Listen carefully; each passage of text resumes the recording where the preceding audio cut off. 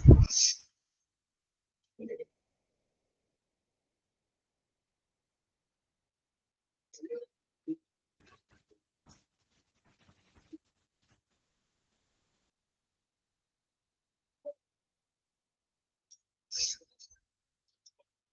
morning, all. Morning, ma'am. Morning, ma'am. Good morning, ma'am. Good morning, ma'am. Good morning, ma'am. Good morning.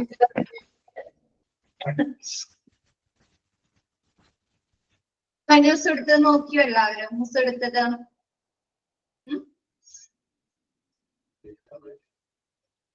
നോക്കിയോ?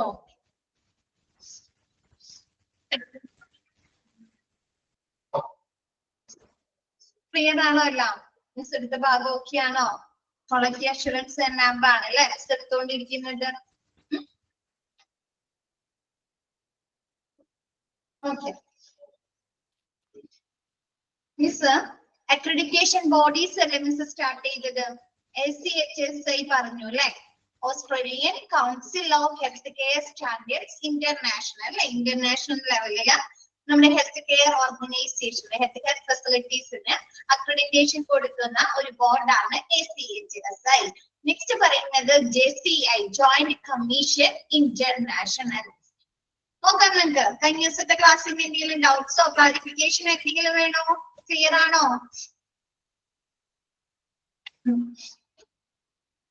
Okay ആണോ എല്ലാവർക്കും? Clear ആണ്. Okay,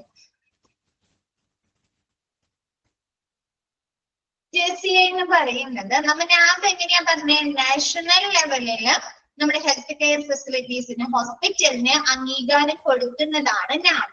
പക്ഷെ JCI എന്ന് പറയുന്നത് ഇന്റർനാഷണൽ ലെവലില് നമ്മുടെ ഹെൽത്ത് കെയർ ഫെസിലിറ്റീസിന് അംഗീകാരം കൊടുക്കുന്നതാണ് JCI. നമ്മുടെ ഹോസ്പിറ്റലിന് മാത്രമല്ല 8 കാറ്റഗറിയിൽ വരുന്ന ഹെൽത്ത് കെയർ ഫെസിലിറ്റീസിനാണ് നമ്മുടെ JCI അക്രഡിറ്റേഷൻ കൊടുക്കുന്നത്. നിങ്ങൾ ക്വാളിറ്റി മാനേജ്മെന്റ് പഠിച്ചോ? JCIയുടെ പഠിച്ചോ? അതില്ല 8 തരത്തിലുള്ള ഏതൊക്കെയാണ്? 8 തരത്തിലുള്ള ഹെൽത്ത് കെയർ ഫെസിലിറ്റീസ്. ഓക്കെ, അപ്പൊ എന്താണ്? നമുക്ക് 8 തരത്തിലുള്ള ഹെൽത്ത് കെയർ ഫെസിലിറ്റീസിനാണ് നമ്മുടെ JCI ഇന്റർനാഷണലില് അക്രഡിറ്റേഷൻ കൊടുക്കുന്നത്. ഈ JCI അക്രഡിറ്റേഷൻ മാത്രമല്ല പ്രൊവൈഡ് ചെയ്യുന്നത്, അക്രഡിറ്റേഷനും സർട്ടിഫിക്കേഷൻ മാത്രമല്ല പ്രൊവൈഡ് ചെയ്യുന്നത്. അവരെന്തുകൂടി കൊടുക്കുന്നുണ്ട്?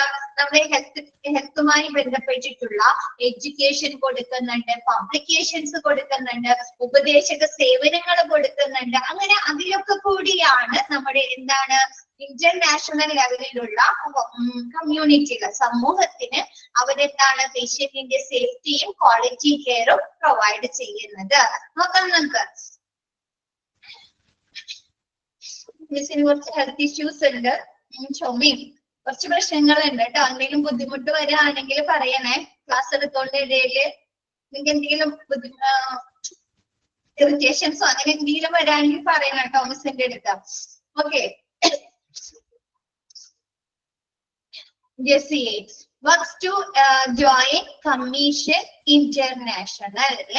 Okay, works to enhance efficient safety and quality of health care in the international community by promising education, publications, advisory services, and international accreditation and certification.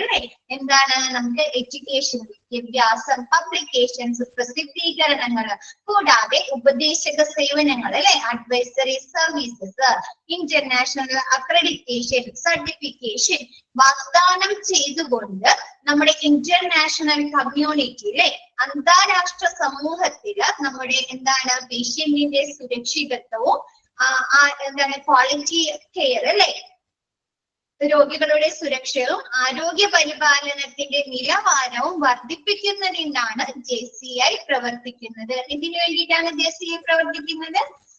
International ലെവലില് നമ്മുടെ health care ഫെസിലിറ്റീസിന് അംഗീകാരവും സർട്ടിഫിക്കേഷനും കൊടുക്കുക മാത്രമല്ല അല്ലെ, എന്താണ് ഇന്റർനാഷണൽ കമ്മ്യൂണിറ്റിയില് നമ്മുടെ പേഷ്യന്റിന്റെ രോഗികളുടെ സുരക്ഷിതത്വവും പിന്നെ എന്താണ് ക്വാളിറ്റി ഓഫ് ഹെൽത്ത് കെയർ അല്ലെ, ആരോഗ്യ സംരക്ഷണത്തിന്റെ ആരോഗ്യ പരിചരണത്തിന്റെ ഗുണനിലവാരവും ഉറപ്പാക്കിക്കൊണ്ട് നമ്മുടെ അന്താരാഷ്ട്ര ജനങ്ങൾക്കിടയിൽ അവർക്ക് വേണ്ട വിദ്യാഭ്യാസം, അവർക്ക് വേണ്ട പബ്ലിക്കേഷൻസ്, അവർക്ക് വേണ്ട ഉപദേശക സേവനങ്ങൾ കൂടി നമ്മുടെ JCI നൽകുന്നുണ്ട്, വാഗ്ദാനം ചെയ്യുന്നുണ്ട്. ഓക്കെയാണോ?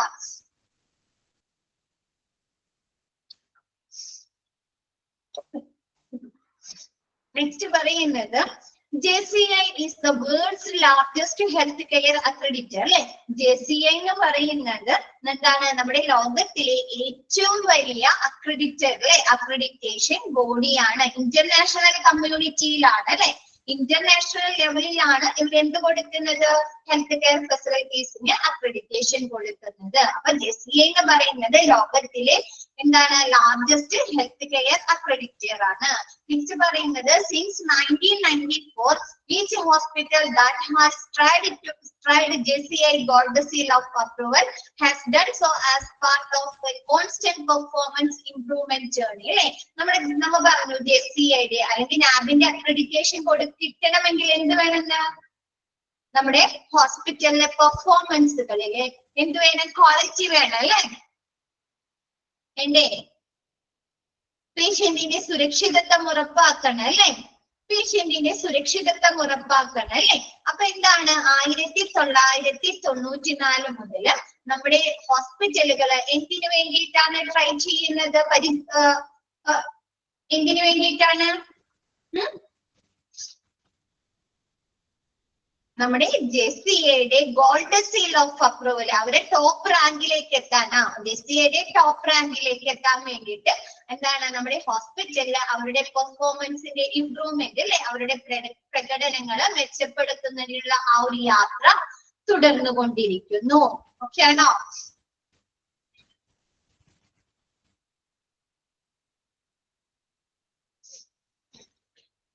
ഒന്നുകൂടെ പറയാം, JCI നമ്മൾ പറഞ്ഞു അല്ലെ, അക്രഡിറ്റേഷൻ ബോഡീസ് എന്ന് പറഞ്ഞാണ് നമ്മൾ തുടങ്ങിയത് അല്ലെ. എന്താണ്, NAB, NABL, ACHSI, JCI. അപ്പൊ പറയുന്നത് JCI എന്ന് പറയുന്നത് നമ്മുടെ അന്താരാഷ്ട്ര സമൂഹത്തിലെ അക്രഡിറ്റേഷനും സർട്ടിഫിക്കറ്റ് ഹെൽത്ത് കെയർ ഫെസിലിറ്റീസിന് അക്രഡിറ്റേഷനും സർട്ടിഫിക്കേഷൻ മാത്രമല്ല പ്രൊവൈഡ് ചെയ്യുന്നത്, അവർ എന്ത് കൂടി കൊടുക്കുന്നുണ്ടെന്ന്, നമ്മുടെ എന്താണ് അവർക്ക് വേണ്ട ആരോഗ്യ എന്താണ് എഡ്യൂക്കേഷൻസ് അല്ലെ, വിദ്യാഭ്യാസങ്ങള്, അവർക്ക് വേണ്ട ആരോഗ്യവുമായി ബന്ധപ്പെട്ടിട്ടുള്ള പ്രസിദ്ധീകരണങ്ങള്, ഉപദേശക സേവനങ്ങളൊക്കെ നമ്മുടെ JCI വാഗ്ദാനം ചെയ്യുന്നുണ്ട്. നെക്സ്റ്റ് പറയുന്നത് JCI എന്ന് പറയുന്നത് നമ്മുടെ ലോകത്തിലെ ഏറ്റവും വലിയ അക്രഡിറ്റേഷൻ ബോർഡാണ് അല്ലെ. നെക്സ്റ്റ് പറയുന്നത് 1994 മുതൽ നമ്മുടെ ഹോസ്പിറ്റൽ എന്തിനു വേണ്ടിയിട്ടാണ് പരിശ്രമിക്കുന്നത്, ട്രൈ ചെയ്യുന്നത്, നമ്മുടെ ഗോൾഡ് സീൽ ഓഫ് അപ്രൂവൽ അല്ലെ, JCIയുടെ ഗോൾഡ് സീൽ ഓഫ് അപ്രൂവൽ ലഭിക്കുന്നതിന് വേണ്ടി അവരവരുടെ പെർഫോമൻസിന്റെ ആ ഒരു ഇംപ്രൂവ്മെന്റിന് വേണ്ടിയിട്ടുള്ള ആ ഒരു യാത്ര തുടർന്നുകൊണ്ടിരിക്കുന്നു. ഒരു റിസ്ക്കും ഇല്ലാതെ, ഒരു തെറ്റുകളും ഇല്ലാതെ അല്ലെ, അവിടെ വരുന്ന പേഷ്യന്റിന്റെ സുരക്ഷിതത്വവും ക്വാളിറ്റി കെയറും ഉറപ്പാക്കുന്നതിനുള്ള അവരുടെ ആ ഒരു യാത്ര തുടർന്നുകൊണ്ടിരിക്കുന്നു. ഓക്കെയാണോ? നമുക്കറിയാം നമ്മുടെ ഇപ്പൊ ഒരു ഹോസ്പിറ്റൽ എന്ന് പറയുന്നത് അവരുടെ ആ പ്രവർത്തനങ്ങള് എല്ലാ കൊല്ലം ഒരേപോലെയാണ് ഇരിക്കുന്നത്.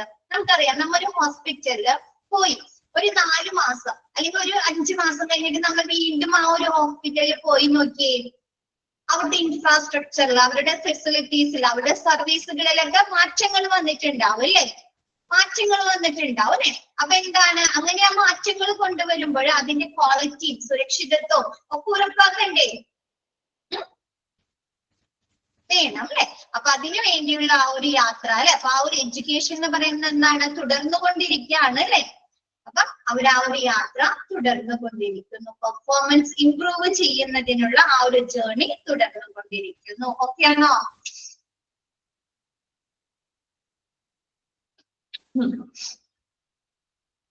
നെക്സ്റ്റ് എടുക്കട്ടെ മിസ്. നെക്സ്റ്റ് NAB അല്ലെ.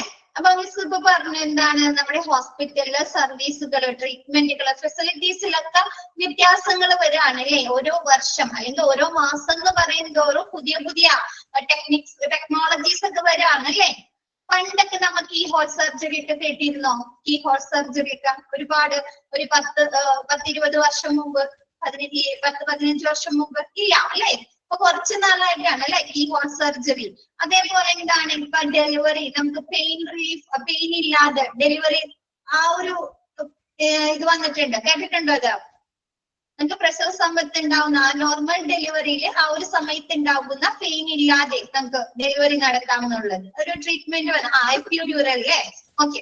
അപ്പൊ എന്താണ് നമുക്കറിയാം എന്താണ് മാറ്റങ്ങൾ വരികയാണ് അല്ലെ? അപ്പൊ നമ്മുടെ ലാബിന്റെ സ്റ്റാൻഡേർഡുകൾ പണ്ട് ആ ഒരു എസ്റ്റാബ്ലിഷ് ചെയ്തപ്പോൾ ആ സ്റ്റാൻഡേർഡുകളിൽ മാത്രം നിന്നാൽ മതിയോ? പുതിയ പുതിയ സർവീസുകൾ, ഫെസിലിറ്റീസ്, ട്രീറ്റ്മെന്റുകൾ വരുന്നതിനനുസരിച്ച് ആ ലാബിന്റെ സ്റ്റാൻഡേർഡുകളിൽ മാറ്റങ്ങൾ കൊണ്ടുവരണ്ടേ? കൊണ്ടുവരണോ?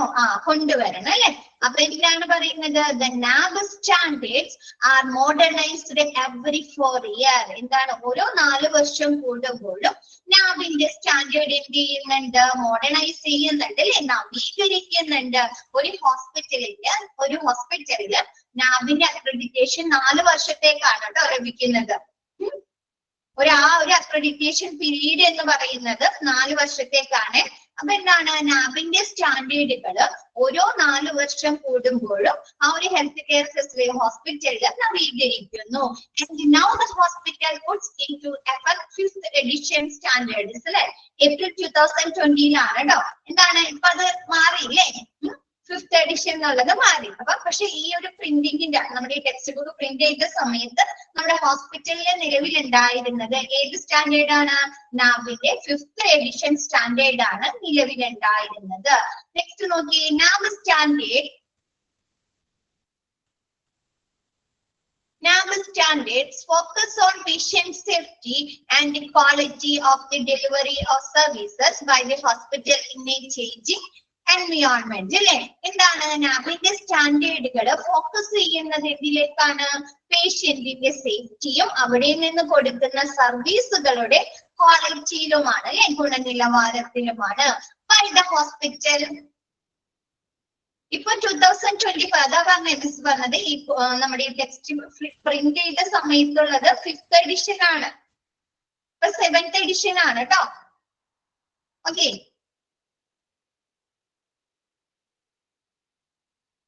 ഓക്കെ. നെക്സ്റ്റ് പറയുന്നത് നമുക്കറിയാം അല്ലെ? ഹോസ്പിറ്റൽ നമ്മൾ ക്ലാസ് സ്റ്റാർട്ട് ചെയ്തപ്പോ ക്ലാസിഫിക്കേഷൻ ഓഫ് ഹോസ്പിറ്റൽ ഒക്കെ പഠിച്ചു അല്ലെ? അപ്പൊ നമ്മൾ അതിൽ തന്നെ പഠിച്ചു ഒരുപാട് ഹെൽത്ത് കെയർ ഫെസിലിറ്റീസ് ഉണ്ട് അല്ലെ?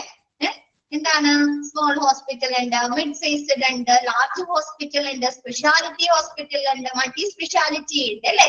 അപ്പൊ ഹോസ്പിറ്റലിന്റെ ആ ഒരു മാറുന്ന ഒരു എൻവിയോൺമെന്റ് അനുസരിച്ച് എന്താണ് ആരോഗ്യ പരിസ്ഥിതി അനുസരിച്ച് എന്താണ് ആ ഒരു ഹോസ്പിറ്റലിന്റെ പേഷ്യൻസിന്റെ സുരക്ഷിതത്വത്തിലേക്കും അവർക്ക് കൊടുക്കുന്ന സർവീസുകളുടെ ക്വാളിറ്റിയിലേക്കുമാണ് നാബിന്റെ സ്റ്റാൻഡേർഡ് ഫോക്കസ് ചെയ്യുന്നത്, കേന്ദ്രീകരിക്കുന്നത്.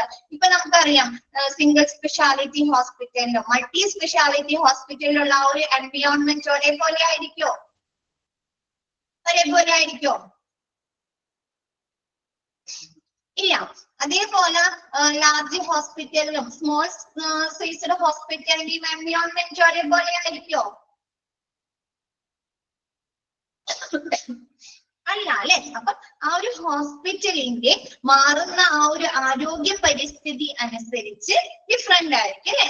ആരോഗ്യ പരിസ്ഥിതി അനുസരിച്ച് അവിടെ വരുന്ന പേഷ്യന്റിന്റെ സേഫ്റ്റിയും സുരക്ഷിതത്വവും quality of service, delivery of services അല്ലെ, അവർക്ക് കൊടുക്കുന്ന സേവനങ്ങളുടെ ആ ഒരു ഗുണനിലവാരത്തിലേക്കുമാണ് നാബിന്റെ സ്റ്റാൻഡേർഡ്, നാബിന്റെ മാനദണ്ഡങ്ങൾ കേന്ദ്രീകരിക്കുന്നത്. ഓക്കെയാണോ?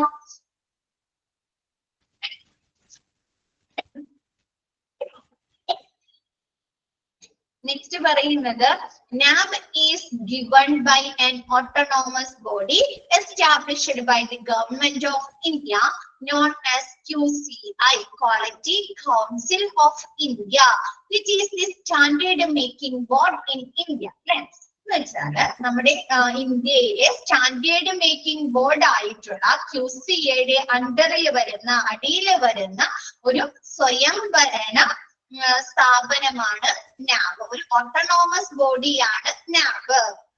എന്താണ് നമ്മുടെ ഇന്ത്യയിലെ സ്റ്റാൻഡേർഡ് മേക്കിംഗ് ബോർഡ് ആയിട്ടുള്ള quality council of India, QCI. Question വരുന്നതാണ് ക്വാളിറ്റി കൗൺസിൽ ഓഫ് ഇന്ത്യയുടെ എന്താണ് സ്ഥാപിച്ചിട്ടുള്ള എസ്റ്റാബ്ലിഷ് ചെയ്തിട്ടുള്ള ഒരു സ്വയംഭരണ സ്ഥാപനമാണ് നാബ്. ഓക്കെ ആണോ? നാബ് ഏതിന്റെ അണ്ടറിൽ വരുന്നതാണ്, അല്ലെങ്കിൽ ഇന്ത്യയുടെ സ്റ്റാൻഡേർഡ് മേക്കിംഗ് ബോർഡ് ഏതാണ് എന്നൊക്കെ ചോദ്യം വരാട്ടോ. ഇന്ത്യയുടെ സ്റ്റാൻഡേർഡ് മേക്കിംഗ് ബോർഡ് ആയിട്ടുള്ള ക്വാളിറ്റി കൗൺസിൽ ഓഫ് ഇന്ത്യ എന്നറിയപ്പെടുന്ന, അല്ലെങ്കിൽ ക്വാളിറ്റി കൗൺസിൽ ഓഫ് ഇന്ത്യയുടെ എന്താണ് ഇന്ത്യ സ്ഥാപിച്ചിട്ടുള്ള എസ്റ്റാബ്ലിഷ് ചെയ്തിട്ടുള്ള ഒരു ഓട്ടോണോമസ് ബോഡി സ്വയംഭരണ സ്ഥാപനമാണ് നാബ്. ഓക്കെ അല്ലേ?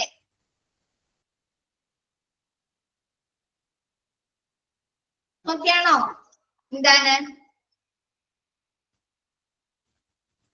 എല്ലാവർക്കും ഓക്കെ ആണോ? എന്താണ് നമ്മുടെ ഇന്ത്യയുടെ എന്താണ് സ്റ്റാൻഡേർഡ് മേക്കിംഗ് ബോർഡ് അല്ലെ? നമുക്കറിയാം എന്താണ് നമ്മുടെ ഫുഡ് ആണെങ്കിലും നമ്മൾ വാങ്ങുന്ന പ്രോഡക്റ്റുകളാണെങ്കിലും അതിന്റെ സ്റ്റാൻഡേർഡ് പറയാറുണ്ട് അല്ലെ? ഇപ്പൊ നമ്മുടെ ടിവിയിൽ കാണിക്കാറില്ലേ, ISI അംഗീകാരം ലഭിച്ചതാണ്, ISOന്റെ അംഗീകാരം ലഭിച്ചതാണെന്നൊക്കെ പറഞ്ഞ് കാണാറില്ലേ ഓരോ പ്രോഡക്റ്റുകൾക്കും അല്ലേ? അതെന്താണ്? അത് സ്റ്റാൻഡേർഡ് എന്തെന്ന് തെളിയിക്കാനാണ് അല്ലെ? അതേപോലെ ഇന്ത്യയുടെ സ്റ്റാൻഡേർഡ് മെറ്റീരിയൽസ്, പ്രോഡക്ട്സുകളുടെ, സർവീസുകളുടെ സ്റ്റാൻഡേർഡ് മേക്കിംഗ് ബോർഡ് ആയിട്ടുള്ള ക്വാളിറ്റി കൗൺസിൽ ഓഫ് ഇന്ത്യയുടെ എന്താണ് ഇന്ത്യ എസ്റ്റാബ്ലിഷ് ചെയ്തിട്ടുള്ള ഒരു സ്വയംഭരണ സ്ഥാപനമാണ് നാബ്. ഓക്കെ അല്ലേ? നെക്സ്റ്റ് പറയുന്നത് നാബ് mainly divided hospital into two main divisions. നമ്മുടെ നാബ് ഹോസ്പിറ്റൽസിനെ എങ്ങനെ ക്ലാസിഫൈ ചെയ്യുന്നുണ്ട്? രണ്ട് മെയിൻ ഡിവിഷനായി, പ്രധാന വിഭാഗങ്ങളായി ക്ലാസിഫൈ ചെയ്യുന്നു അല്ലെ, വിഭജിക്കുന്നു. SHCO small health care organisation, question വരുന്നതാണ്. SHCO small health care organisation വിത്ത് ലെസ് ദാൻ 50 ബെഡ്സ്. നമ്മൾ പറഞ്ഞു അല്ലെ, സ്മോൾ ഹോസ്പിറ്റൽ ഒക്കെ പഠിച്ചു അല്ലെ? എന്താണ് 50 ബെഡിൽ താഴെ ഉള്ളെങ്കിൽ ആ ഒരു ഹോസ്പിറ്റലിനെ നമ്മൾ എന്ത് പറയുന്നു? സ്മോൾ ഹെൽത്ത് കെയർ ഓർഗനൈസേഷൻ എന്ന് പറയുന്നു. നെക്സ്റ്റ് പറയുന്നത് HCO health care organisation with more than 50 beds. എന്താണ് HCO അല്ലെ? Health care organisation with more than 50 beds. 50 ബെഡിൽ കൂടുതലുള്ളെങ്കിൽ ഞാൻ അതിന് ഏത് കാറ്റഗറിയിലാണ് തിരിക്കുന്നത്? ഹെൽത്ത് കെയർ ഓർഗനൈസേഷൻ എന്നുള്ള ഡിവിഷനിലേക്ക് തിരിക്കുന്നു. ഓക്കെ ആണോ? നെക്സ്റ്റ് പറയുന്നത് NAB standards for hospital is arranged by the technical committee constituted by NAB that has esteemed persons from clinical, nursing and medical administration areas. എന്താണ് നമ്മുടെ നാബ്? ആ നാബ് നമ്മുടെ ഹോസ്പിറ്റലില് നാബിന്റെ സ്റ്റാൻഡേർഡുകൾ പ്രാവർത്തികമാക്കാനും അത് വിലയിരുത്താനും അത് എന്തെങ്കിലും ഗ്യാപ്പുകൾ ഉണ്ടോ എന്നൊക്കെ നോക്കുന്നതിന് വേണ്ടിയിട്ട് നമ്മുടെ ഹോസ്പിറ്റലില് എന്തുണ്ടെന്ന് ഒരു ടെക്നിക്കൽ കമ്മിറ്റി രൂപീകരിക്കുന്നുണ്ട്. നമ്മൾ ഇൻഫെക്ഷൻ കൺട്രോളുമായി ബന്ധപ്പെട്ട ഒരു കമ്മിറ്റി രൂപീകരിച്ചിട്ടുണ്ട് അല്ലെ, ഇൻഫെക്ഷൻ കൺട്രോൾ കമ്മിറ്റി അല്ലെ ഹോസ്പിറ്റലില്. അതേപോലെ എന്താണ് ഡ്രഗ് ആൻഡ് ഫാർമസിയുടെ പ്രവർത്തനങ്ങൾ മോണിറ്റർ ചെയ്യാനും അത് കൺട്രോൾ ചെയ്യാൻ ഒരു കമ്മിറ്റി ഉണ്ട് അല്ലെ, ഡ്രഗ് ആൻഡ് തെറാപ്യൂട്ടിക് കമ്മിറ്റി അല്ലെ. അതേപോലെ നാബിന്റെ സ്റ്റാൻഡേർഡുകൾ പ്രാവർത്തികമാക്കാനും അത് കൺട്രോൾ ചെയ്യാനും അത് മോണിറ്റർ ചെയ്യാനും വേണ്ടി ഹോസ്പിറ്റലിൽ ഒരു എന്താണ് ടെക്നിക്കൽ കമ്മിറ്റി രൂപീകരിക്കുന്നുണ്ട്. അതിൽ ആരൊക്കെയാണ് വരുന്നത്? ക്ലിനിക്കൽ ലെവലിൽ നിന്നും നഴ്സിംഗ് ലെവലിൽ നിന്നും അഡ്മിനിസ്ട്രേഷൻ ഏരിയാസിൽ നിന്നും വരുന്ന പ്രധാന വ്യക്തികളെ, എസ്റ്റീമഡ് പേഴ്സൺസ് അല്ലെ, ബഹുമാനിക്കപ്പെടുന്ന പ്രധാന വ്യക്തികളെയാണ് ആ ഒരു ടെക്നിക്കൽ കമ്മിറ്റിയിൽ ഉൾപ്പെടുത്തുന്നത്. ഓക്കെ ആണോ?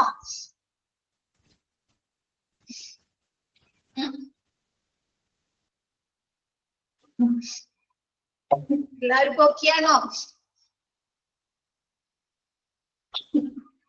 നെക്സ്റ്റ് പറയുന്നത് the accreditation standards consider the needs of various laws and regulations and guidelines laid down by the government from time to time. എന്താണ് ഈ ഒരു അക്രഡിറ്റഡ് സ്റ്റാൻഡേർഡ് കൺസിഡർ ചെയ്യുന്നത്, പരിഗണിക്കുന്നത് എന്താണ്? നമ്മുടെ ഗവൺമെന്റ് കാലാകാലങ്ങളിലായി നിലനിർത്തുന്ന കുറെ നിയന്ത്രണങ്ങളും നിയമങ്ങളും മാർഗനിർദ്ദേശങ്ങളും ഒക്കെ ഉണ്ട് അല്ലെ.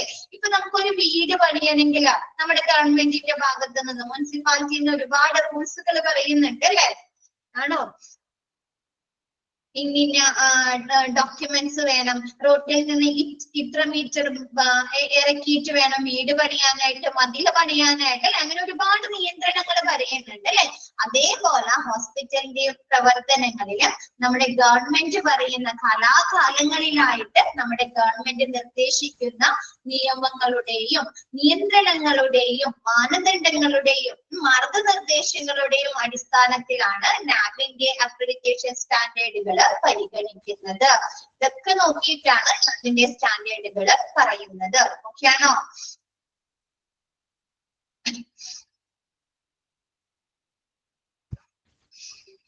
ഓക്കെ ആണോ എല്ലാവർക്കും?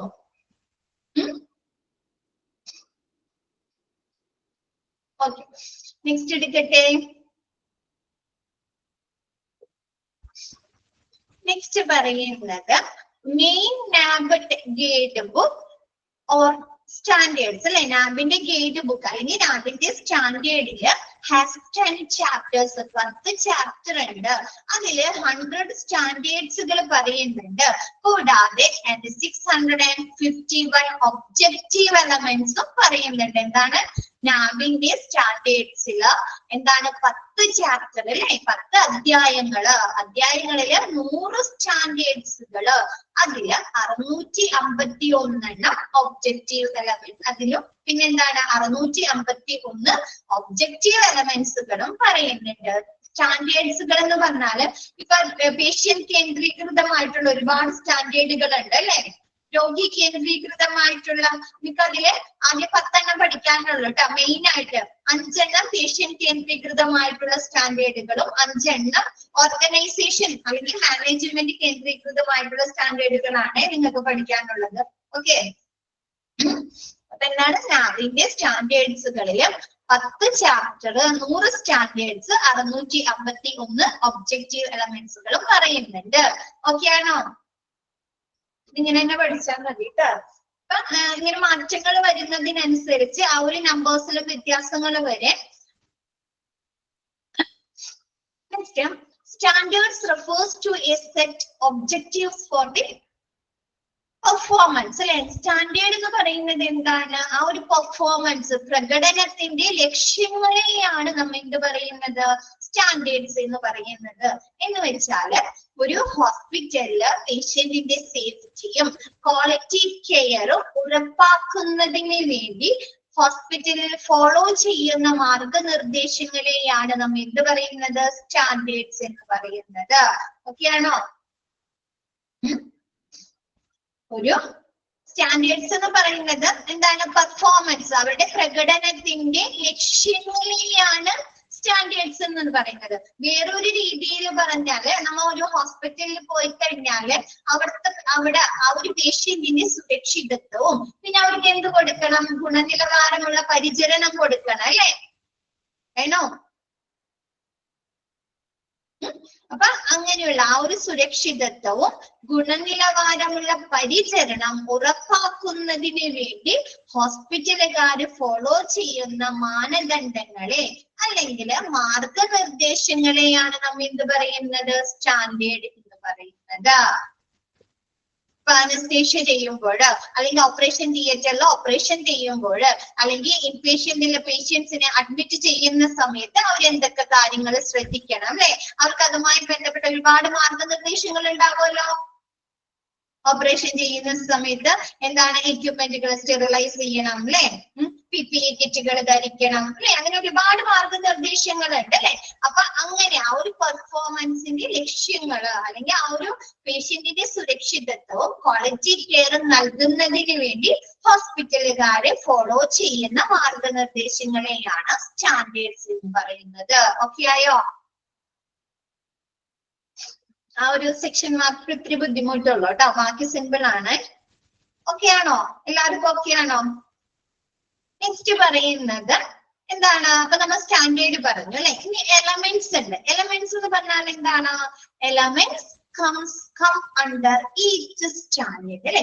ഓരോ സ്റ്റാൻഡേർഡിന്റെയും നമ്മൾ പറഞ്ഞു 100 സ്റ്റാൻഡേർഡ് ഉണ്ട് എന്നല്ലേ. അങ്ങനെ ഓരോ സ്റ്റാൻഡേർഡിന്റെയും അണ്ടറിൽ വരുന്നതിനെയാണ് നമ്മൾ എന്ത് പറയുന്നത്? ഫാക്ടേഴ്സിനെ, ഘടകങ്ങളെയാണ് എലമെന്റ്സ് എന്ന് പറയുന്നത് and are used to observe അല്ലെ. ആ ഒരു സ്റ്റാൻഡേർഡ് ശരിയായ രീതിയിൽ പ്രാവർത്തികമാക്കുന്നുണ്ടോ അല്ലെ, ആ ഒരു മാർഗനിർദ്ദേശങ്ങള് ശരിയായ രീതിയിൽ നടക്കുന്നുണ്ടോ എന്ന് അളക്കുന്നതിന് നാം ഉപയോഗിക്കുന്ന ഘടകങ്ങളാണ് ഈ എലമെന്റ്സ്. ഓക്കെ ആയോ? സ്റ്റാൻഡേർഡ്സുകള് ശരിയായ രീതിയിൽ പ്രാവർത്തികമാക്കുന്നുണ്ടോ, അത് ഓക്കെ ആണോ അല്ലെ, ഗുഡ് ആയിട്ട് നടക്കുന്നുണ്ടോ, എന്തെങ്കിലും എന്താണ് ഗ്യാപ്പുകൾ വരുന്നുണ്ടോ, എന്തെങ്കിലും പോരായ്മകൾ ഉണ്ടോ എന്ന് നമ്മൾ അളക്കുന്ന അളവുകോലുകളാണ് എലമെന്റ്സ്. ഓക്കെ ആയോ? ഇപ്പൊ മിസ് ഒരു എക്സാമ്പിൾ പറയാം. നമ്മുടെ പേഷ്യൻസ് സെന്റേർഡ് സ്റ്റാൻഡേർഡിൽ വരുന്നതാണ് ഒരെണ്ണം കെയർ ഓഫ് പേഷ്യൻസ് അല്ലെ. കെയർ ഓഫ് പേഷ്യൻസ് എന്ന് പറഞ്ഞാൽ എന്താ? രോഗിക്ക് നൽകുന്ന പരിചരണങ്ങൾ ആണോ അല്ലെ? Care of patient. ആ ഒരു കെയർ ഓഫ് പേഷ്യന്റില് എന്തൊക്കെ കാര്യങ്ങൾ പെടുന്നുണ്ട്? രോഗിക്ക് നൽകുന്ന പരിചരണത്തിൽ എന്തൊക്കെ കാര്യങ്ങൾ പെടുന്നുണ്ട്? നിങ്ങൾ ഹോസ്പിറ്റലിൽ പോണാലേ ഒന്ന് പറഞ്ഞ ട്രീറ്റ്മെന്റ് പെടുന്നുണ്ട്, ഡോക്ടേഴ്സിന്റെ സർവീസുകൾ പെടുന്നുണ്ട് അല്ലെ, ടെസ്റ്റുകൾ പെടുന്നുണ്ട്, ക്വാളിറ്റി പെടുന്നുണ്ട്, ഇങ്ങനെ കിട്ടുന്ന സർവീസുകളുടെ ഒക്കെ ക്വാളിറ്റി പെടുന്നുണ്ട് അല്ലെ, മരുന്നുകൾ സ്കാനിങ് ടെസ്റ്റുകളിലെ സ്കാനിങ് പെടുന്നുണ്ട്, മെഡിസിനോ ഉണ്ടോ, മരുന്നുകൾ അല്ലെ. അപ്പൊ നമ്മ ആ ഒരു സ്റ്റാൻഡേർഡ് ആ കെയർ ഓഫ് പേഷ്യന്റ് എന്ന് പറയുന്നത് ശരിയായ രീതിയിൽ നടന്നിട്ടുണ്ടോ എന്ന് നമ്മൾ ഇവാലുവേറ്റ് ചെയ്യുന്നത് എന്തിന്റെ അടിസ്ഥാനത്തിലായിരിക്കും? ഈ ട്രീറ്റ്മെന്റ്, അവരിൽ നിന്ന് ലഭിക്കുന്ന ടെസ്റ്റുകൾ അല്ലെ, മരുന്നുകൾ, അതിന്റെ അടിസ്ഥാനത്തിലല്ലേ? അത് വെച്ചാണ് അല്ലെ നമ്മൾ അളക്കുന്നത് അല്ലെ? ആണോ? ആണ്. അപ്പൊ മനസ്സിലായോ എന്താണെന്ന്? എലമെന്റ്സ് എന്താണെന്ന് മനസ്സിലായോ? ഒരു എക്സാമ്പിൾ പറഞ്ഞതാണ് മിസ്. ഓക്കെ ആണോ അപ്പൊ എല്ലാവർക്കും? സ്റ്റാൻഡേർഡ്സ് എന്ന് പറഞ്ഞാല് അവിടുത്തെ പെർഫോമൻസിന്റെ ആ ഒരു അല്ലേ, പെർഫോമൻസിന്റെ ലക്ഷ്യങ്ങൾ, ഒബ്ജക്റ്റീവ്സിനെയാണ് സ്റ്റാൻഡേർഡ്സ് എന്ന് പറയുന്നത്. എലമെന്റ്സ് എന്ന് പറഞ്ഞാല് എന്താണ്? ആ സ്റ്റാൻഡേർഡുകൾ അളക്കാൻ ഉപയോഗിക്കുന്ന ഫാക്ടേഴ്സ്, ഘടകങ്ങളെയാണ് നമ്മൾ എന്ത് പറയുന്നത്? എലമെന്റ്സ് എന്ന് പറയുന്നത്. ഓക്കെ ആയോ? നെക്സ്റ്റ് പറയുന്നത് 651 അല്ലെ, 651 ഒബ്ജക്റ്റീവ് എലമെന്റ്സ് ഉണ്ടെന്ന് മിസ് പറഞ്ഞു. അപ്പൊ അതില് ഔട്ട് ഓഫ് 651 ഒബ്ജക്റ്റീവ് എലമെന്റ്സ് അതിനെ ഇനി സ്പ്ലിറ്റ് ചെയ്യുന്നുണ്ട് കേട്ടോ. അതില് 1 or 2 ആർ എന്താണ്? ഈ കോർ കാറ്റഗറി 102 എണ്ണം കോർ കാറ്റഗറിയാണ് എന്ന് വെച്ചാല് which are necessarily judged during each assessment അല്ലെ. ഓരോ അസസ്മെന്റിന്റെ സമയത്തും നമ്മൾ എന്താണ് വിശകലനം നടത്തേണ്ട അല്ലെങ്കിൽ മൂല്യനിർണയം നടത്തേണ്ട ഘടകങ്ങളെയാണ് കോർ കാറ്റഗറി എന്ന് പറയുന്നത്. നമ്മൾ ഫസ്റ്റ് തന്നെ എടുത്തപ്പോ മിസ് ക്വാളിറ്റി ഇംപ്രൂവ്മെന്റ് എന്ന് പറഞ്ഞു അല്ലെ. ക്വാളിറ്റി ഇംപ്രൂവ്മെന്റ് എങ്ങനെയുള്ള ഒരു പ്രോസസ് ആണെന്ന് പറഞ്ഞോ മിസ്?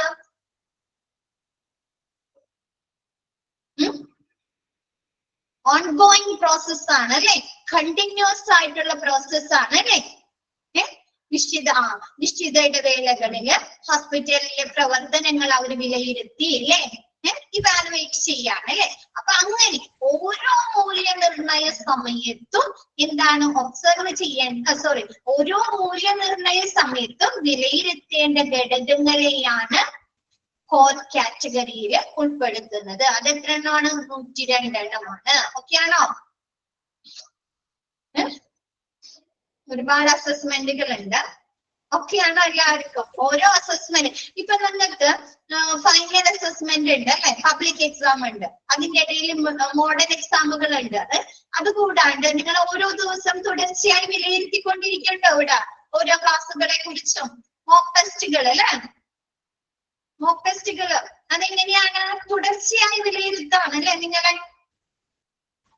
അപ്പൊ അങ്ങനെ ഓരോ മൂല്യനിർണയ സമയത്തും എന്താണ് വിലയിരുത്തേണ്ട ഘടകങ്ങളെയാണ് കോർ കാറ്റഗറി എന്ന് പറയുന്നത്.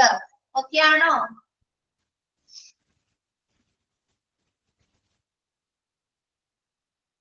നെക്സ്റ്റ് പറയുന്നത് എന്താണ്? 400 necessary during each assessment അല്ലെ. 459 are in commitment category, which will be judged during final assessment. അല്ലെ? എന്താണ് ഫൈനൽ അസസ്മെന്റിന്റെ സമയത്ത്, അന്തിമ മൂല്യനിർണ്ണയ സമയത്ത് വിലയിരുത്തുന്ന ഘടകങ്ങളെയാണ് നമ്മൾ എന്ത് പറയുന്നത്? കമ്മിറ്റ്മെന്റ് കാറ്റഗറി എന്ന് പറയുന്നത്. അതില് 459 എണ്ണമാണ് പെടുന്നത്. അല്ലെ? ലാസ്റ്റ് ഫൈനൽ ആ ഒരു അസസ്മെന്റ് നമുക്ക് എങ്ങനെയാണ് ഫൈനൽ അസസ്മെന്റ് എന്ന് നടത്തുന്നത്? പബ്ലിക് എക്സാം അല്ലെ? അല്ലേ? ആണോ? ആണോ? ആണ് അല്ലെ? അപ്പൊ അങ്ങനെ ആ ഒരു ഫൈനൽ അസസ്മെന്റിന്റെ സമയത്ത് അന്തിമ ആ ഒരു നാബിന്റെ അക്രഡിറ്റേഷന് വേണ്ടി ആ ഒരു അന്തിമ മൂല്യനിർണ്ണയം നടത്തുന്ന സമയത്ത് എന്താണ് വിലയിരുത്തുന്ന ഘടകങ്ങളെയാണ് നമ്മൾ എന്ത് പറയുന്നത്? കമ്മിറ്റ്മെന്റ് കാറ്റഗറിയിൽ ഉൾപ്പെടുത്തുന്നത്. ഓക്കെ ആണോ? ആ രണ്ട് കാറ്റഗറി ഓക്കെ ആയോ? നെക്സ്റ്റ് പറയുന്നത് 60 are in achievement category, which will be estimated during surveillance assessment. Surveillance assessment എന്ന് പറഞ്ഞാൽ നിരീക്ഷണ സമയത്ത് നിരീക്ഷണ വിലയിരുത്തൽ നടത്തുമ്പോൾ വിലയിരുത്തേണ്ട അല്ലെങ്കിൽ നമ്മൾ അസസ് ചെയ്യേണ്ട ഘടകങ്ങളെയാണ് എന്ത് പറയുന്നത്? Achievement category. നമുക്ക് അത് അച്ചീവ് ചെയ്യാൻ സാധിച്ചിട്ടുണ്ടോ, നമ്മൾ അത് നേടിയെടുത്തിട്ടുണ്ടോ അല്ലെ? അങ്ങനെയുള്ള ഘടകങ്ങളെയാണ് എന്ത് പറയുന്നത്? സർവീലൻസ് എന്താണ് അച്ചീവ്മെന്റ് കാറ്റഗറി എന്ന് പറയുന്നത്. നമ്മൾ ഈ ചില സമയത്ത് എന്ത് ചെയ്യാറുണ്ട്? നമ്മൾ ഡാറ്റാസ് ഒക്കെ അനലൈസ് ചെയ്യാറുണ്ട് അല്ലെ? അത് എപ്പോഴും ചെയ്യാറുണ്ടോ? ഒരു പർട്ടിക്കുലർ പീരീഡ് ആകുന്ന സമയത്ത് നമ്മൾ എന്ത് ചെയ്യും? ഒരു വർഷത്തിൽ ഒരിക്കലൊക്കെ അല്ലെ ഡാറ്റ അനലൈസ് ചെയ്യും, വിശകലനം ചെയ്യും, ഇന്റർപ്രിട്ടേഷൻ ചെയ്യും, ഗ്യാപ്പ് അനാലിസിസുകൾ കണ്ടുപിടിക്കും, ഇംപ്രൂവ്മെന്റ് നടക്കും അല്ലെ? ആണോ? ഓഡിറ്റിംഗ് ഒക്കെ അങ്ങനെയല്ലേ ചെയ്യുന്നത്? ഓഡിറ്റിംഗ് ഒക്കെ അല്ലെ? ഇന്റേണൽ ഓഡിറ്റ്, ഇന്റേണൽ അല്ല എക്സ്റ്റേണൽ ഓഡിറ്റ് ആണോ? അപ്പൊ അങ്ങനെ ആ ഒരു സർവീലൻസിന്റെ എന്താ ഡാറ്റ ശേഖരണം നടത്തുക, ആ ശേഖരിച്ച ഡാറ്റാസ് വിശകലനം ചെയ്യുക, അത് ഇന്റർപ്രിട്ടേഷൻ നടത്തുക, അതിന്റെ ഗ്യാപ്പുകൾ അനലൈസ് ചെയ്ത് ആ ഗ്യാപ്പുകൾ തിരുത്തുക അല്ലെ? അപ്പൊ അങ്ങനെയുള്ള ആ ഒരു അസസ്മെന്റിൽ ഉൾപ്പെടുത്തേണ്ട ഫാക്ടേഴ്സിനെയാണ് നമ്മൾ എന്ത് പറയുന്നത്? ഇതിൽ ഉൾപ്പെടുത്തുന്നത് അച്ചീവ്മെന്റ് കാറ്റഗറിയിൽ ഉൾപ്പെടുത്തുന്നത്. ഓക്കെ ആണോ? ഓക്കെ, എല്ലാവർക്കും ഓക്കെ ആണോ? നെക്സ്റ്റ് പറയുന്നത് എന്താണ്? And 30 are in excellence category, which will be assessed during re-accreditation. Re-accreditation സമയത്ത് നമ്മൾ വിലയിരുത്തുന്ന ഘടകങ്ങളെയാണ് ഇതിൽ ഉൾപ്പെടുത്തുന്നത് എക്സലൻസ് കാറ്റഗറിയിൽ ഉൾപ്പെടുത്തുന്നത്. ഇപ്പൊ മിസ് നേരത്തെ പറഞ്ഞു നാബിന്റെ അക്രഡിറ്റേഷൻ എത്ര വർഷത്തേക്കാണെന്ന് പറഞ്ഞു? 4 വർഷത്തേക്കാണ് അല്ലെ? അപ്പൊ ആ 4 വർഷം കഴിയുമ്പോൾ അവർക്ക് ആ ഒരു അക്രഡിറ്റേഷൻ റിന്യൂ ചെയ്യണം. പുതുക്കണമെങ്കിൽ അവർ വീണ്ടും എന്ത് ചെയ്യണം? റീ അക്രഡിറ്റേഷൻ പ്രോസസ് ചെയ്യണം അല്ലെ? നമ്മൾ അങ്ങനെയല്ലേ? നമുക്ക് ഡ്രൈവിംഗ് ലൈസൻസ് ഒക്കെ എന്താണ് ഒരുപാട് നാളത്തേക്ക് ഉണ്ടോ? ഒരു 20 വർഷമൊക്കെ ആണ് അല്ലെ ഡ്രൈവിംഗ് ലൈസൻസിന്റെ ആ ഒരു പീരീഡ് എന്ന് പറയുന്നത്. 20ഓ 25ഓ അത് കഴിയുമ്പോൾ നമ്മൾ വീണ്ടും പുതുക്കണ്ടേ? റിന്യൂ ചെയ്യണം അല്ലേ? അപ്പൊ ആ ഒരു റീ അക്രഡിറ്റേഷൻ സമയത്ത് നമ്മൾ വിലയിരുത്തുന്ന എലമെന്റ്സിനെയാണ് എക്സലൻസ് കാറ്റഗറിയിൽ ഉൾപ്പെടുത്തുന്നത്. അതിൽ എത്ര എണ്ണം പെടുന്നുണ്ട്? 30 എണ്ണമാണ് എക്സലൻസ് കാറ്റഗറിയിൽ ഉൾപ്പെടുന്നത്. ഓക്കെ ആണോ?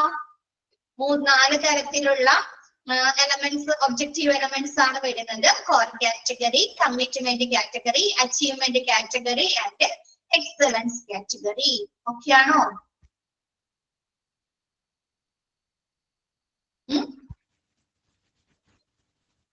എല്ലാവർക്കും ഓക്കെ അല്ലേ?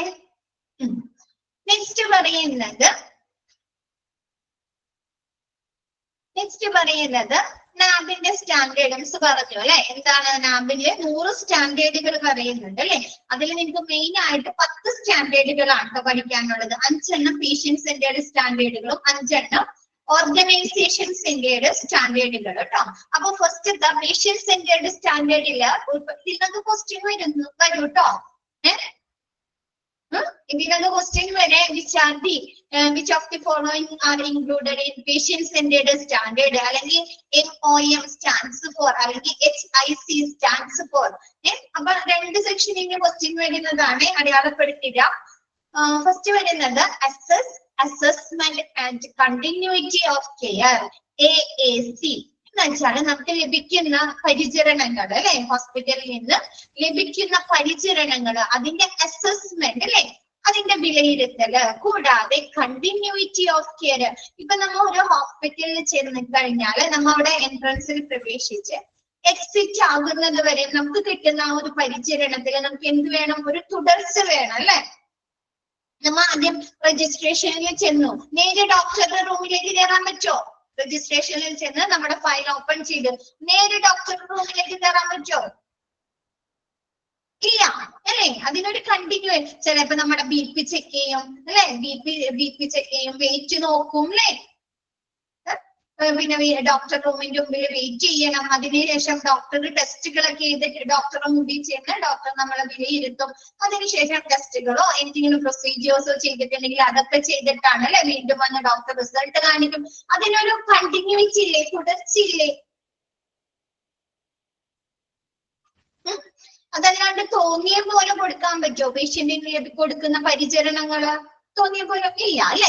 അപ്പൊ അങ്ങനെയുള്ള എന്താണ് പേഷ്യൻസിന് ലഭിക്കുന്ന ആ ഒരു അസസ് അല്ലെങ്കിൽ നമ്മുടെ ഹോസ്പിറ്റലില് നമ്മൾ ചെന്ന് നമ്മൾ അവിടെ അഡ്മിറ്റ് ആക്കി ആ ഒരു ഡിസ്ചാർജിങ് വരെ നമുക്ക് കിട്ടുന്ന പരിചരണത്തിൽ ഒരു കണ്ടിന്യൂറ്റി വേണം അല്ലെ. അപ്പൊ അങ്ങനെയുള്ള ഒരു കണ്ടിന്യൂറ്റി ഓഫ് കെയർ പേഷ്യൻസിന് ലഭിക്കുക. ഫസ്റ്റത്തെ പേഷ്യൻസിന്റെ ഒരു സ്റ്റാൻഡേർഡിൽ പറയുന്നത് അതാണ്. നെക്സ്റ്റ് പറയുന്നത് കെയർ ഓഫ് പേഷ്യന്റിലെ പേഷ്യന്റിന് ലഭിക്കുന്ന പരിചരണങ്ങൾ എങ്ങനെയായിരിക്കണം? പേഷ്യന്റ് കേന്ദ്രീകൃതമായിട്ടുള്ള അല്ലെ, രോഗി കേന്ദ്രീകൃതമായിട്ടുള്ള പരിചരണങ്ങളായിരിക്കണോ? പേഷ്യന്റിന്റെ സേഫ്റ്റിയും ക്വാളിറ്റിയും ഉറപ്പാക്കിക്കൊണ്ട് അല്ലെ. അവിടെ ആർക്കാണ് കൂടുതൽ പ്രിഫറൻസ് കൊടുക്കുന്നത്? ആരാണ്? കെയർ ഓഫ് പേഷ്യൻസിനാണ് അല്ലെ, ഡോക്ടർക്കാണോ? അല്ല, പേഷ്യന്റിനാണ് അല്ലെ. അപ്പൊ എന്താണ് കെയർ ഓഫ് പേഷ്യൻസ്. നെക്സ്റ്റ് പറയുന്നത് മാനേജ്മെന്റ് ഓഫ് മെഡിക്കേഷൻസ് അല്ലെ, MOM, management of medications. Management of medications എങ്ങനെയായിരിക്കണം? പേഷ്യൻസിന് കൊടുക്കുന്ന മരുന്നുകള് എറേഴ്സ് ഒന്നും ഇല്ലാതെ അല്ലെ, തെറ്റുകളൊന്നും കൂടാതെ അല്ലെ, അപ്ലിക്കേഷൻസ് ഒന്നും ഒക്കെ യൂസ് ചെയ്യുമ്പോൾ പ്രശ്നങ്ങളൊന്നും ഇല്ലാതെ അല്ലെ, അവർക്ക് ഉചിതമായ right medication, right person at the right time അല്ലെ. ഓർമ്മയുണ്ടോ പഠിച്ചതൊക്കെ? അപ്പൊ എന്താണ്? ശരിയായ മരുന്നുകള് ശരിയായ പേഷ്യന്റിന് ശരിയായ സമയത്ത് കൊടുക്കണം അല്ലെ. അപ്പൊ അങ്ങനെയുള്ള മാനേജ്മെന്റ് ഓഫ് മെഡിക്കേഷൻസ്. നെക്സ്റ്റ് പറയുന്നത് പേഷ്യന്റ് റൈറ്റ്സ് ആൻഡ് എഡ്യൂക്കേഷൻ അല്ലെ, PRE. നമ്മ ഒരു ഹോസ്പിറ്റലിൽ ചെല്ലുമ്പോൾ നമുക്ക് റൈറ്റ്സുകൾ ഉണ്ടോ, അവകാശങ്ങളുണ്ടോ? ഉണ്ടോ? ഉണ്ട് അല്ലെ. അപ്പൊ എന്താണ്? പേഷ്യൻസിന്റെ അവകാശങ്ങൾ അവർ പരിപാലിക്കണം അല്ലേ. അവർക്ക് നല്ല ട്രീറ്റ്മെന്റ് കൊടുക്കണം, ഡോക്ടേഴ്സിന്റെ നല്ല സർവീസുകൾ കൊടുക്കണം അല്ലേ. അപ്പൊ അങ്ങനെയുള്ള പേഷ്യന്റ് റൈറ്റ്സ് ആൻഡ് എഡ്യൂക്കേഷൻ കൂടാതെ നമുക്ക് തരുന്ന പേഷ്യൻസിന് കൊടുക്കുന്ന മരുന്നുകളെ കുറിച്ചും അവരുടെ ആരോഗ്യസ്ഥിതിയെ കുറിച്ചും അല്ലെ ഒക്കെ എന്ത് കൊടുക്കണം? പേഷ്യൻസിന് പറഞ്ഞു കൊടുക്കണോ? എഡ്യൂക്കേഷൻ കൊടുക്കണോ? അവയർനെസ് കൊടുക്കണം അല്ലെ. അപ്പൊ അങ്ങനെയുള്ള ഒരു എഡ്യൂക്കേഷൻ അവിടേക്ക് ആർക്കാണ് കൂടുതൽ ഇമ്പോർട്ടൻസ് കൊടുക്കുന്നത്? ആർക്കാണ്? പേഷ്യന്റ് റൈറ്റ്സില്, പേഷ്യൻസ് എഡ്യൂക്കേഷനില് പേഷ്യന്റിനാണ് അല്ലെ. നെക്സ്റ്റ് പറയുന്നത് ഹോസ്പിറ്റൽ ഇൻഫെക്ഷൻ കൺട്രോൾ അല്ലെ, HIC. എന്താണ്? പേഷ്യൻസിന് ഹോസ്പിറ്റൽ അക്വയർഡ് ഇൻഫെക്ഷൻ അല്ലെങ്കിൽ നോസോകോമിയൽ ഇൻഫെക്ഷൻസ് പോലെയുള്ള അസുഖങ്ങൾ വരാത്ത രീതിയിൽ ഹോസ്പിറ്റലിന് എന്താണ് ഇൻഫെക്ഷൻ കൺട്രോൾ ചെയ്യുക അല്ലെ, അണുവിമുക്തമാക്കുക അല്ലെ, ഇൻഫെക്ഷൻസിനെ നിയന്ത്രിക്കുക, അതിനു വേണ്ട പ്രവർത്തനങ്ങൾ നടത്തുക അല്ലെ. അപ്പൊ എന്താണ്? ഇതൊക്കെയാണ് പേഷ്യന്റ് സെന്റേർഡിൽ വരുന്നത്. നെക്സ്റ്റ് പറയുന്നത് ഓർഗനൈസേഷൻ സെന്റേർഡ് സ്റ്റാൻഡേർഡ്സുകൾ. ഫസ്റ്റ് പറയുന്നത് patient safety and quality improvement, PSQ. അവിടെ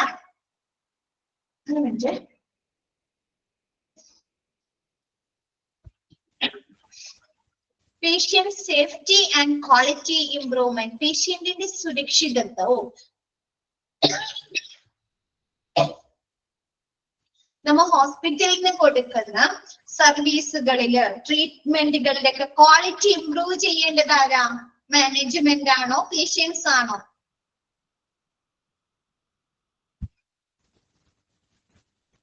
മാനേജ്മെന്റ് ആണ് അല്ലേ? അപ്പൊ അതെന്താണ്? നമ്മുടെ മാനേജ്മെന്റ് സെന്റേർഡ് ആയിട്ടുള്ള അല്ലെങ്കിൽ ഓർഗനൈസേഷൻ സെന്റേർഡ് ആയിട്ടുള്ള സ്റ്റാൻഡേർഡ് ആണ് അല്ലെ? എന്താണ്? പേഷ്യൻസിന് ഹോസ്പിറ്റലിൽ നിന്ന് കൊടുക്കുന്ന ട്രീറ്റ്മെന്റുകള്, സർവീസുകൾ അല്ലെ, എക്യുപ്മെന്റുകളുടെ സേവനങ്ങള് അതൊക്കെ എന്ത് ചെയ്യണം? സുരക്ഷിതത്വവും ക്വാളിറ്റി ഇംപ്രൂവ്മെന്റും ഉറപ്പുവരുത്തിയതായിരിക്കണം. നെക്സ്റ്റ് പറയുന്നത് റെസ്പോൺസിബിലിറ്റി ഓഫ് മാനേജ്മെന്റ് അല്ലെ, ROM. എന്താണ്? നമ്മുടെ മാനേജ്മെന്റിന് ഒരുപാട് റെസ്പോൺസിബിലിറ്റീസ്, ഒരുപാട് ഉത്തരവാദിത്തങ്ങൾ ഉണ്ട് അല്ലെ? ആ ഒരു ഹോസ്പിറ്റലില് ഉണ്ടോ? ഹോസ്പിറ്റലിലെ പ്രവർത്തനങ്ങൾ ശരിയായ രീതിയിൽ നടത്താം അല്ലെ? പേഷ്യൻസിന് നല്ല പരിചരണങ്ങൾ കൊടുക്കുക, നല്ല ട്രീറ്റ്മെന്റുകൾ കൊടുക്കുക, എക്സ്പീരിയൻസ് ആയിട്ടുള്ള ഡോക്ടേഴ്സിനെ നിയമിക്കുക അല്ലെ? ഓരോ ഡിപ്പാർട്ട്മെന്റിലെ പ്രവർത്തനങ്ങള് മോണിറ്റർ ചെയ്യുകയും കൺട്രോൾ ചെയ്യുകയും ചെയ്യുക അല്ലെ? ആണോ? അങ്ങനെയുള്ള റെസ്പോൺസിബിലിറ്റീസ്.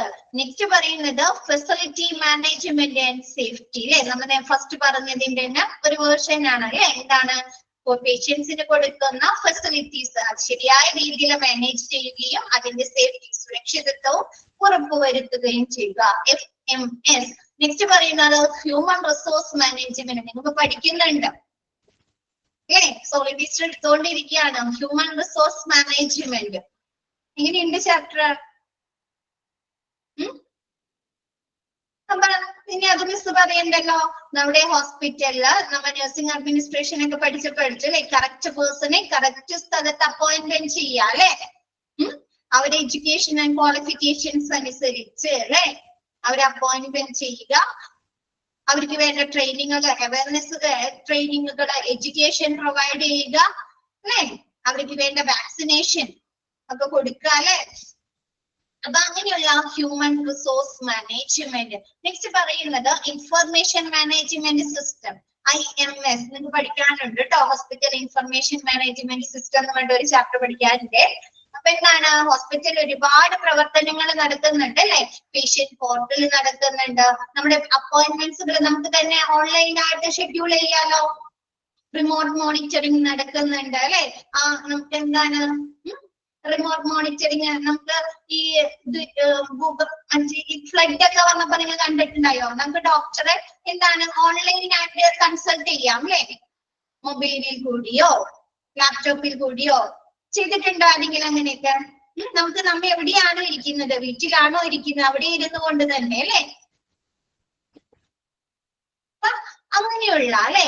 അങ്ങനെ ഒരുപാട് ഇൻഫർമേഷൻ മാനേജ്മെന്റ് സിസ്റ്റം ഹോസ്പിറ്റലിലുണ്ട്. കൂടാതെ എന്താണ്? നമ്മുടെ അവിടെ വരുന്ന പേഷ്യൻസിനെ കുറിച്ചുള്ള വിവരങ്ങൾ നമ്മൾ അവിടെ റെക്കോർഡ് ചെയ്യുന്നുണ്ട് അല്ലെ?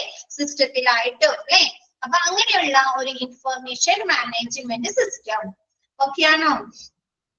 പഠിക്കാനുണ്ട് കേട്ടോ ആ ഒരു ചാപ്റ്റർ. ഓക്കെ അല്ലേ? അപ്പൊ ഇതൊക്കെയാണ് എന്ത് നമ്മുടെ സ്റ്റാൻഡേർഡ്സുകളിലെ 10. ഫസ്റ്റത്തെ 5 എന്താണ്? നമ്മുടെ പേഷ്യൻ സെന്റേർഡ് സ്റ്റാൻഡേർഡുകളും രണ്ടാമത്തെ 5 ഓർഗനൈസേഷൻ സെന്റേർഡ് സ്റ്റാൻഡേർഡുകളും. ഇതൊക്കെ നോക്കി വെക്കാം കേട്ടോ. ഓരോന്നും കാറ്റഗറൈസ് ചെയ്ത് തന്നെ പഠിക്കുകയും. നെക്സ്റ്റ് പറയുന്നത് നാബ് ഡോക്യുമെന്റേഷൻ റിക്വയർമെന്റ്സ്. നാബിനെ ഈ സ്റ്റാൻഡേർഡുകൾ ഹോസ്പിറ്റലില് നാബിന്റെ സ്റ്റാൻഡേർഡുകൾ പ്രാവർത്തികമാക്കിയാൽ മാത്രം പോരാ. എന്തുകൂടി വേണം? അവർക്ക് കുറച്ച് ഡോക്യുമെന്റ്സുകൾ കൂടി ആവശ്യമായി വരുന്നുണ്ട്. ഇപ്പൊ നമ്മൾ മിസ് ഫസ്റ്റ് പറഞ്ഞ നമ്മൊരു വീഡിയോ ഉണ്ടാക്കണമെങ്കിൽ നമ്മുടെ ഗവൺമെന്റ്, നമ്മുടെ മുനിസിപ്പാലിറ്റി എന്നൊക്കെ പറയുന്ന ആ ഒരു കാര്യങ്ങൾ നമ്മൾ പ്രാവർത്തികമാക്കിയാൽ മാത്രം മതിയോ? ഒരുപാട് ഡോക്യുമെന്റ്സുകൾ കൊടുക്കണം അല്ലെ? നമുക്ക് സാങ്ഷൻ കിട്ടാനായിട്ട് ഇല്ലേ? വേണോ? വേണം അല്ലെ? അതേപോലെ എന്താണ്? നമുക്ക് ഹോസ്പിറ്റലില് നാബിന്റെ അക്രഡിറ്റേഷൻ ലഭ്യമാകണമെങ്കിൽ നാബിന്റെ സ്റ്റാൻഡേർഡുകൾ ഹോസ്പിറ്റലിൽ പാലിച്ചാൽ മാത്രം വരാം. കുറച്ച് ഡോക്യുമെന്റ്സ് കൂടി അവർക്ക് ആവശ്യമായി വരുന്നുണ്ട്. ഫസ്റ്റ് എന്താ പറയുന്നത്? മാനുവൽ അല്ലേ? മാനുവൽ എന്ന് പറയുന്നത് ക്വാളിറ്റി, സേഫ്റ്റി ആൻഡ് ഇൻഫെക്ഷൻ കൺട്രോളുമായി ബന്ധപ്പെട്ടിട്ടുള്ള 3 മാനുവലാണ് ആവശ്യമായി വരുന്നത്. These 3 manual must be assessed and revised every year. എന്നാണ്? ഈ 3 മാനുവലും എന്താണ് നിർബന്ധമായും മസ്റ്റ് ആയിട്ടും വിലയിരുത്തുകയും എന്താണ് ഒരു വർഷം കൂടുമ്പോഴും എവറി ഇയർ അല്ലെ ഓരോ വർഷവും ഇത് റിവൈസ് ചെയ്യുകയും വേണം. നെക്സ്റ്റ് പറയുന്നത് നമ്മുടെ എന്താണ് കമ്മിറ്റീസ് അല്ലെ. ഏതൊക്കെ കമ്മിറ്റീസ് ആണ് ആവശ്യമായി വരുന്നത്? നാമിന്റെ അക്രഡിറ്റേഷന് വേണ്ടി ഹോസ്പിറ്റൽ ഇൻഫെക്ഷൻ കൺട്രോൾ കമ്മിറ്റി വേണം, ക്വാളിറ്റി ആൻഡ് സേഫ്റ്റി കമ്മിറ്റി വേണം, ഫാർമസി ആൻഡ് തെറാപ്യൂട്ടിക് കമ്മിറ്റി വേണം, കോഡ് ബ്ലൂ കമ്മിറ്റി കേട്ടിട്ടുണ്ടോ? ഇതിക്ക് മുമ്പ് എവിടെയെങ്കിലും കേട്ടിട്ടുണ്ടോ കോഡ് ബ്ലൂ?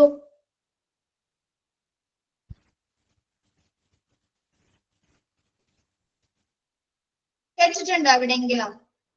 ഹാർട്ട് അല്ലെ. എന്താണ് നമുക്ക് ഹാർട്ട് അറ്റാക്ക് അല്ലെങ്കിൽ കാർഡിയാക് ഫെയിലിയർ അല്ലെങ്കിൽ റെസ്പിറേറ്ററി ഫെയിലിയർ വരുമ്പോൾ അതുമായി ബന്ധപ്പെട്ടിട്ടുള്ള എന്താണ് പ്രവർത്തനങ്ങൾ ആരോഗ്യക്ക് വേണ്ട പരിചരണങ്ങൾ കൊടുക്കാൻ വേണ്ടി ഉപയോഗിക്കുന്നതാണ് കോഡ് ബ്ലൂ അലേർട്ട്. അപ്പൊ അതുമായി ബന്ധപ്പെട്ടിട്ട് കോഡ് ബ്ലൂ കമ്മിറ്റി ഉണ്ടായിരിക്കണം. ഇപ്പൊ ഒരു ഹോസ്പിറ്റൽ ആക്സിഡന്റ് ആൻഡ് എമർജൻസി ഡിപ്പാർട്ട്മെന്റിൽ ഹാർട്ട് അറ്റാക്ക് അല്ലെങ്കിൽ കാർഡിയാക്കിന് എന്തെങ്കിലും ബുദ്ധിമുട്ടായിട്ട് ഒരു പേഷ്യന്റിനെ കൊണ്ടുവന്നിട്ടുണ്ടെങ്കിൽ ആ ഒരു ഡോക്ടറിനെ അതുമായി എക്സ്പീരിയൻസ്ഡ് ആയിട്ടുള്ള നഴ്സിനെ ഒക്കെ വിവരം അറിയിക്കണം അല്ലെ. അപ്പൊ അതിനു വേണ്ടി കൊടുക്കുന്ന എത്രയും പെട്ടെന്ന് ആ ഒരു ആക്സിഡന്റ് ആൻഡ് എമർജൻസി ഡിപ്പാർട്ട്മെന്റിൽ ഈ രോഗിക്ക് വേണ്ട പരിചരണം കൊടുക്കുന്നതിന് വേണ്ടിയിട്ട് റിപ്പോർട്ട് ചെയ്യാൻ ഹോസ്പിറ്റലിൽ കൊടുക്കുന്ന ഒരു അലേർട്ടാണ് കോഡ് ബ്ലൂ. അപ്പൊ കോഡ് ബ്ലൂ കമ്മിറ്റി വേണം. നെക്സ്റ്റ് പറയുന്നത് ബ്ലഡ് ട്രാൻസ്ഫ്യൂഷൻ കമ്മിറ്റി അല്ലെ. ഇപ്പൊ നമ്മൾ ബ്ലഡ് ട്രാൻസ്ഫ്യൂഷൻ നടത്തണമെങ്കിൽ അതുമായി ബന്ധപ്പെട്ട ഒരുപാട് റൂൾസ് ആൻഡ് റെഗുലേഷൻസ് പറയുന്നുണ്ട് അല്ലെ. ഉണ്ടോ? ഡോണർ ഉണ്ട്, റെസിപ്പിയന്റ് ഉണ്ട് അല്ലെ. എല്ലാ ബ്ലഡും എല്ലാവർക്കും അങ്ങോട്ടും ഇങ്ങോട്ടും സ്വീകരിക്കാൻ പറ്റുമോ? ട്രാൻസ്ഫ്യൂഷൻ ചെയ്യാൻ പറ്റുമോ?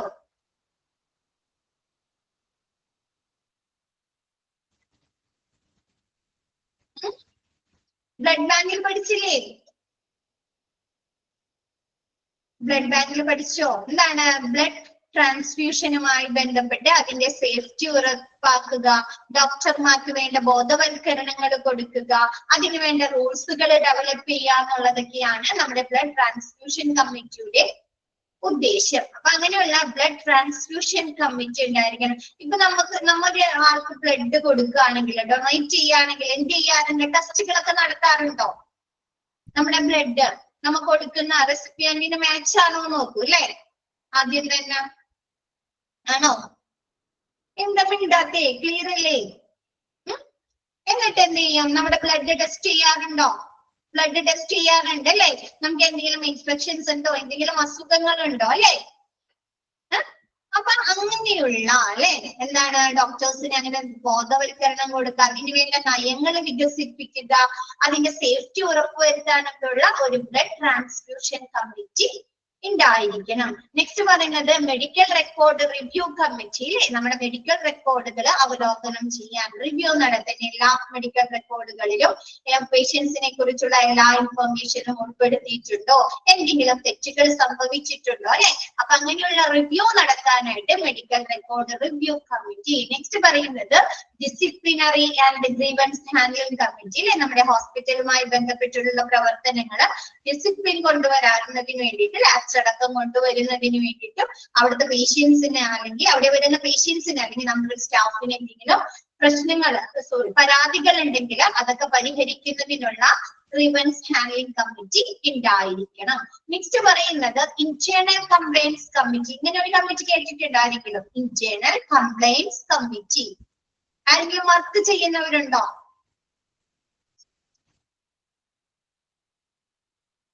കേട്ടിട്ടുണ്ടോ? നമ്മുടെ ഹോസ്പിറ്റലിൽ മാത്രമല്ല കേട്ടോ, എല്ലാ ഓഫീസുകളിലും കമ്പനികളിലും ഉള്ളതാണ് ഈ ഒരു ഇന്റേണൽ കംപ്ലൈൻസ് കമ്മിറ്റി. ഓഫീസിനുള്ളിൽ തന്നെയുള്ള ഒരു കമ്മിറ്റിയാണ്.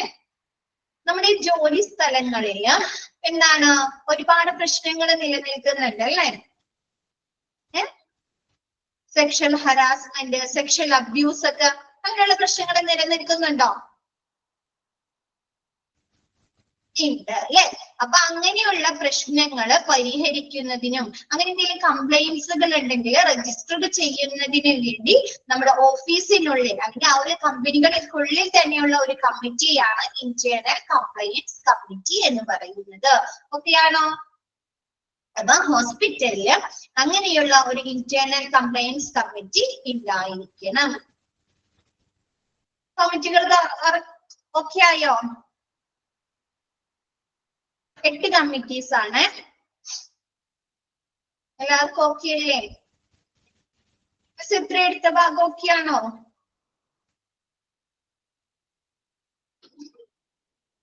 നെക്സ്റ്റ് പറയുന്നത് കീ പെർഫോമൻസ് ഇൻഡിക്കേറ്റേഴ്സ്. നമ്മിപ്പോ എന്താണ് നാബിന്റെ ഡോക്യുമെന്റേഷന് വേണ്ടി ആവശ്യമായിട്ടുള്ളത് അല്ലെ? നമ്മ ഫസ്റ്റ് പറഞ്ഞത് 3 മാനുവൽസ് ആവശ്യമാണ്. കൂടാതെ ഹോസ്പിറ്റലിലെ 8 തരത്തിലുള്ള അല്ലെ 8 ടൈപ്സില് ഉള്ള കമ്മിറ്റീസ് വേണം. നെക്സ്റ്റ് പറയുന്നത് ഹോസ്പിറ്റലിലെ പ്രവർത്തനങ്ങളിൽ എന്താണ് നിർബന്ധമായിട്ടും കീ പെർഫോമൻസ് ഇൻഡിക്കേറ്റേഴ്സ് പാലിച്ചിരിക്കണം അല്ലെ?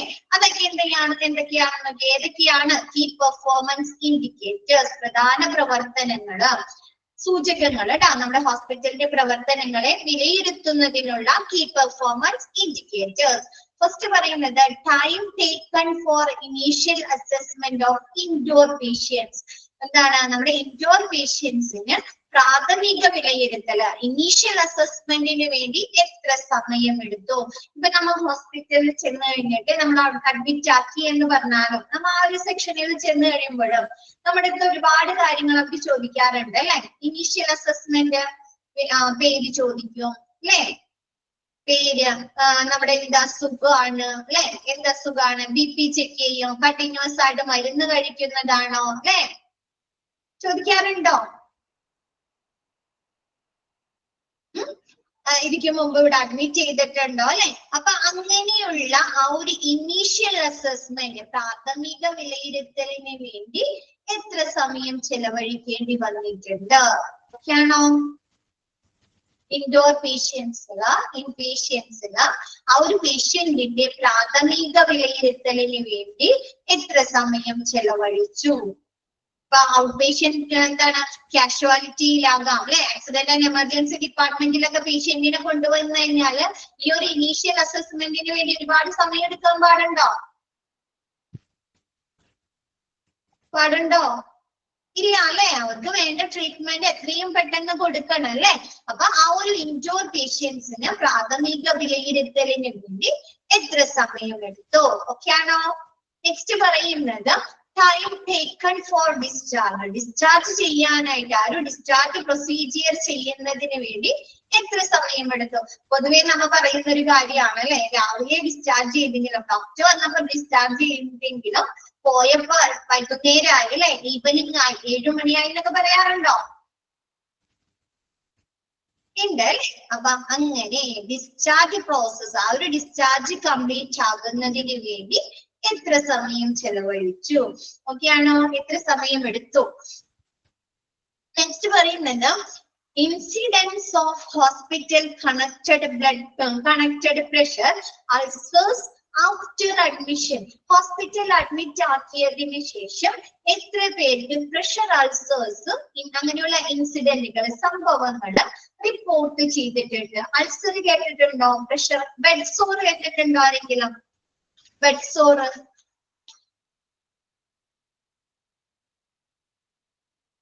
അൾസർ, പ്രഷർ ഇല്ല. നമുക്ക് കേട്ടിട്ടുണ്ട്, നിങ്ങൾക്ക് അറിയാത്തോണ്ടാണ് പറയുന്നത്. നമ്മൾ കുറച്ചു ദിവസം ഒരു പേഷ്യന്റ്, കിടപ്പ് രോഗി, കിടപ്പായിപ്പോ കഴിഞ്ഞാല് അവര് ഈ പുറമൊക്കെ പൊട്ടാറുണ്ടോ? സ്കിന്നൊക്കെ റെഡ് കളറിൽ വരും, പൊട്ടും അല്ലെ? അപ്പൊ അതിനെയാണ് ബെഡ് സോർ അല്ലെങ്കിൽ പ്രഷർ അൾസർ എന്ന് പറയുന്നത്. അപ്പൊ ഹോസ്പിറ്റലില് അഡ്മിറ്റ് ആക്കിയതിന് ശേഷം എത്ര പേർക്ക് അങ്ങനെയുള്ള പ്രഷർ അൾസേഴ്സ് അല്ലെങ്കിൽ ആ ഒരു എന്താണ് ബെഡ് സോർ റിപ്പോർട്ട് ചെയ്തിട്ടുണ്ട്? ഓക്കെ ആണോ?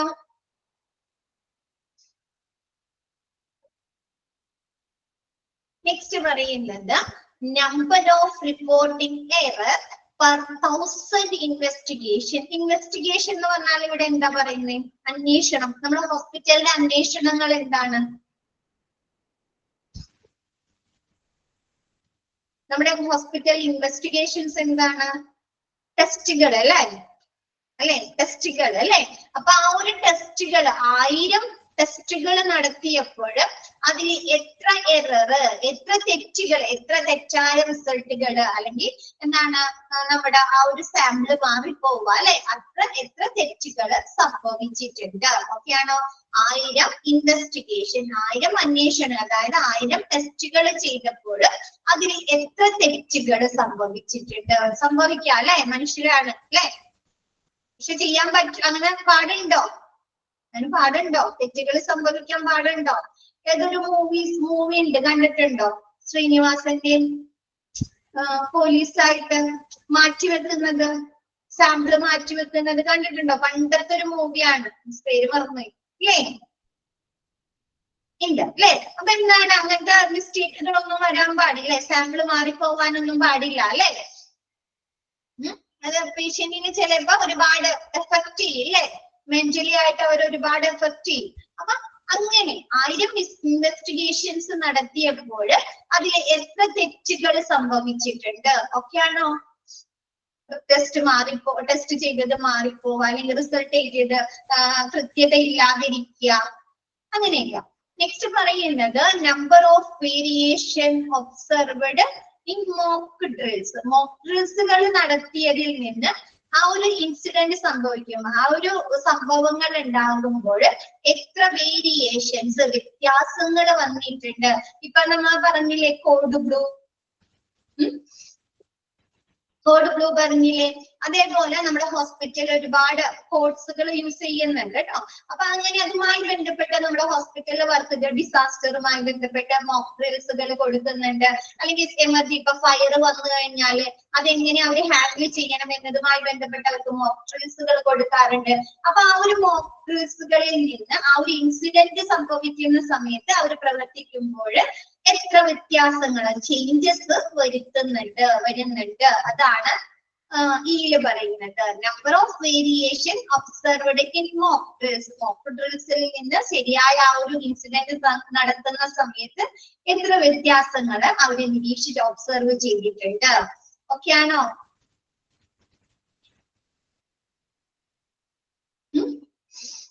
ഓക്കെ. അപ്പൊ മിസ് ഒന്ന് എത്ര എടുക്കുന്നുള്ളൂ? Accreditation okay. എന്താ ചോദിച്ചേ? കംപ്ലീറ്റ് ആയില്ലല്ലോ ക്വസ്റ്റ്യൻ.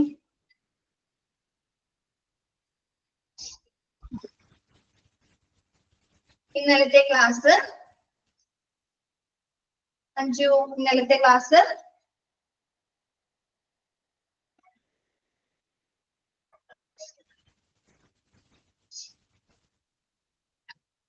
മിസ് ഇന്ന് എത്ര എടുക്കുന്നുള്ളൂ? ഇന്നത്തെ ക്ലാസ് മിസ് വൈൻഡ് അപ്പ് ചെയ്യാണ്. ബാക്കി നെക്സ്റ്റ് ക്ലാസ്സിൽ എടുക്കാം കേട്ടോ.